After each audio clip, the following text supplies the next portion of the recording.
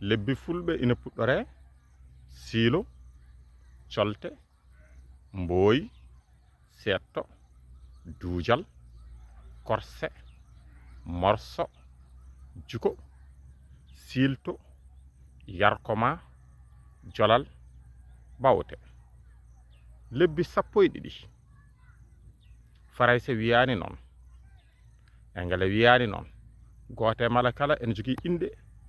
haa e juulɓe ɓe kañumenne puɗɗori haaran dewo haaran mawlud haa joofoyi kono tugnorɗo maɓɓe wona gootum ndene de fulɓe ɓe hannde ɗo tugnortoɓe siilo ɗo ɓe mbaddi goo maɓɓe o ko ɗo goo tuubakooɓe ɓe mbaɗi goo ɗo kono mbele ko ɗon to fulɓe ngoni goo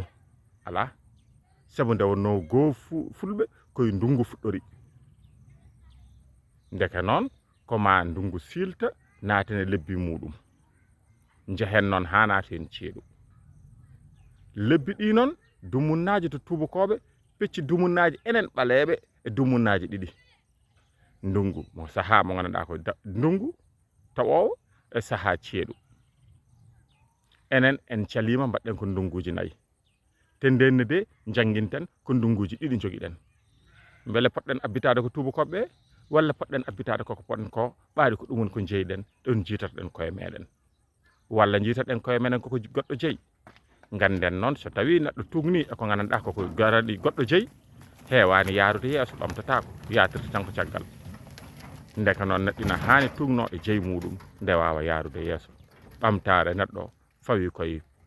jeeyi muɗum koye jeeyi muɗum wawata fuɗɗorade nde wawa yaarude yeeso faggo goɗɗum tawta ɗum hen so o pi tugnorgal mum noon waɗi tugnorgal gongal haskane yahana so ɓooyi seeɗa yanat sabu ngal tugnorgal wonata ngal amnotako